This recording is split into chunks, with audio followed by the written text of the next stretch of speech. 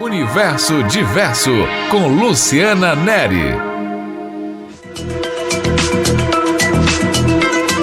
Vamos falar sobre o Plano Diretor de Desenvolvimento Urbano, o PDDU. Vamos conversar com o professor do curso de Geografia da UESB, arquiteto e urbanista, Mário Rubem Costa Santana. Professor, obrigada por ter aceitado o nosso convite. Vamos começar definindo o que é o PDDU e para que ele serve.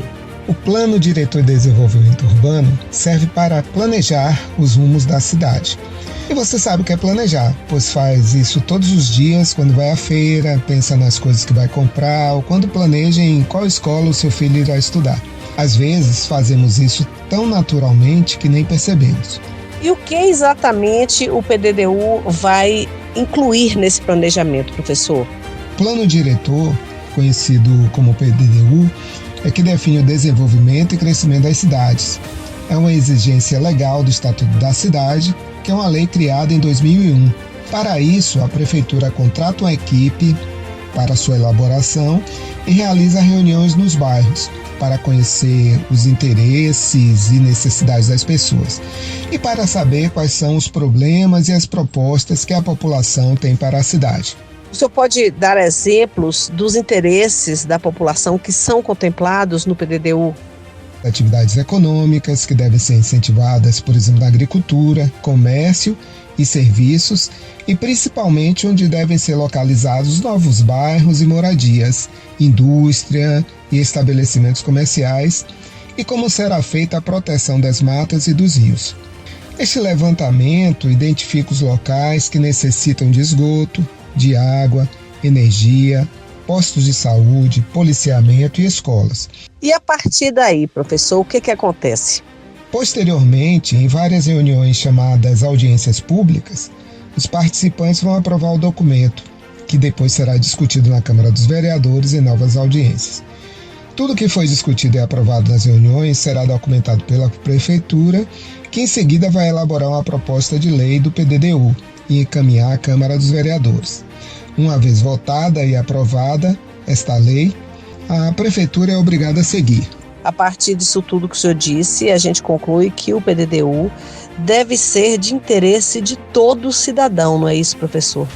O PDDU, então, afeta nossas vidas na cidade em praticamente tudo, desde a coleta de lixo, a rede de esgoto, a localização das escolas e muito mais.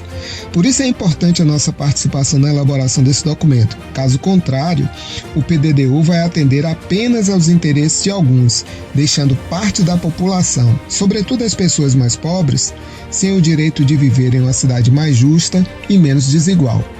Vamos falar sobre o primeiro PDDU de Vitória da Conquista. Não é esse que a gente está discutindo na atualidade, né? Vitória da Conquista saiu à frente de muitos municípios na elaboração do seu planejamento urbano.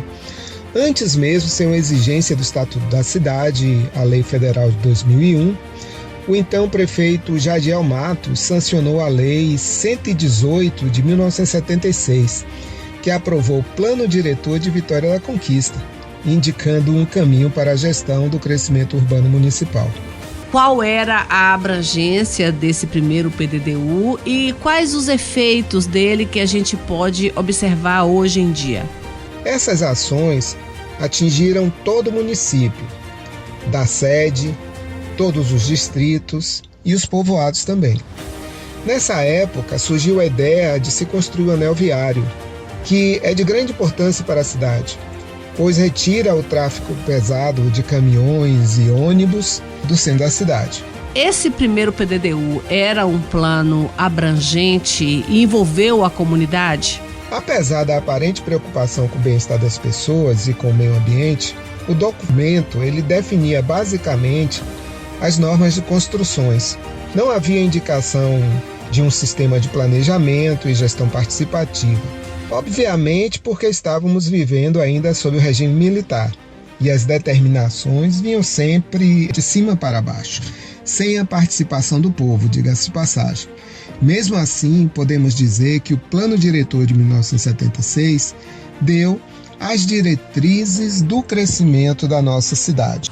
Mas em 2006 nós tivemos um novo PDDU, né? O Plano Diretor de 2006 foi produzido em um regime democrático e já com ampla participação das pessoas. Nesse Plano Diretor prevaleceu a ideia de uma política de desenvolvimento urbano e não apenas o disciplinar vias e construções como no Plano de 1976.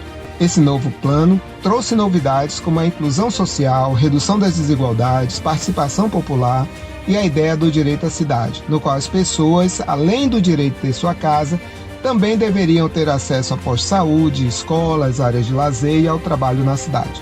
Nesse plano aí também existia a instituição do Conselho Municipal de Desenvolvimento Urbano, né? E quais foram os resultados desse plano de 2006, professor Mário?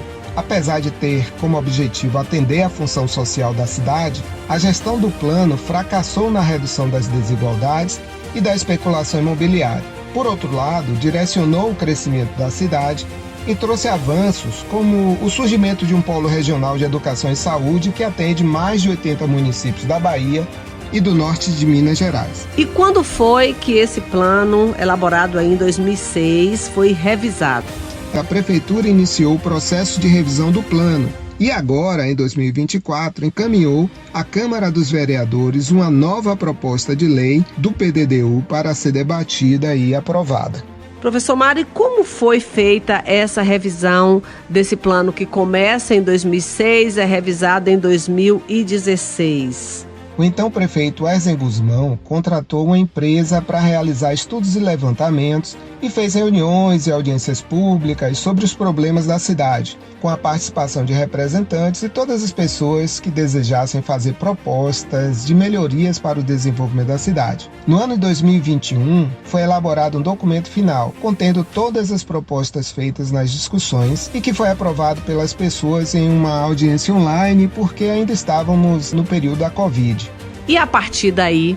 Já na gestão da prefeita Sheila Lemos, esse documento foi enviado para a Câmara dos Vereadores, mas foi retirado, pois a prefeitura considerou que ele estava imperfeito, refez e enviou novamente para análise da Câmara. Esta última versão, infelizmente, desconsiderou as propostas aprovadas nas audiências de 2021, como, por exemplo, quando torna facultativa a participação popular nas decisões dos rumos da cidade. Apesar de já estar há algum tempo disponível no site da Prefeitura, o documento não apresentou os temas fielmente, como havia sido discutido com a comunidade. Ao mesmo tempo, foram feitas inclusões, exclusões e alterações da proposta elaborada pela população. Quais foram os pontos fracos dessa revisão, professor?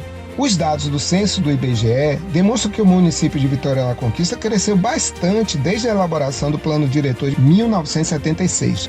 A desigualdade aumentou e os outros problemas surgiram ou retornaram, como, por exemplo, a questão habitacional, a violência e, digamos que o PDDU ele deve apresentar propostas para resolver essas questões, dentre outras. Considerando que o novo PDDU vai influenciar a vida de todas as pessoas, entendemos que o debate deve ser ampliado, pois precisamos saber exatamente como esse futuro plano vai afetar nossas vidas, positivamente ou negativamente. O senhor faz parte de um grupo de profissionais liberais, arquitetos, advogados, engenheiros, enfim, urbanistas, que dizem que pretendem incentivar o desenvolvimento de Vitória da Conquista. O que vocês defendem nesse aspecto, professor? Buscamos garantir condições para o surgimento de uma cidade mais justa, ambientalmente e economicamente equilibrada, e que eleve o bem-estar e a qualidade de vida de toda a sua população. Nós entendemos que a cidade deve ser planejada para atender às necessidades atuais da sociedade e preparar um futuro que permita uma vida digna a todos. Ao mesmo tempo, buscamos contribuir para reduzir os problemas decorrentes de desabamentos, inundações, insegurança social, segregação espacial das comunidades, pois o ordenamento espacial deve compatibilizar a proteção de nossas nascentes, rios e lagoas, áreas de valor ecológico, claro, né? Com o desenvolvimento econômico. Como isso seria possível, na sua opinião? Acreditamos que é possível construir uma cidade inclusiva e menos desigual, por meio de uma gestão realmente democrática, uma vitória da conquista mais solidária, igualitária, de oportunidades iguais para todos, na qual a perversidade e a ganância não sejam uma marca, e principalmente que a cidade não seja de apenas algumas pessoas, mas seja de todas as pessoas. Muito obrigada, professor Mário.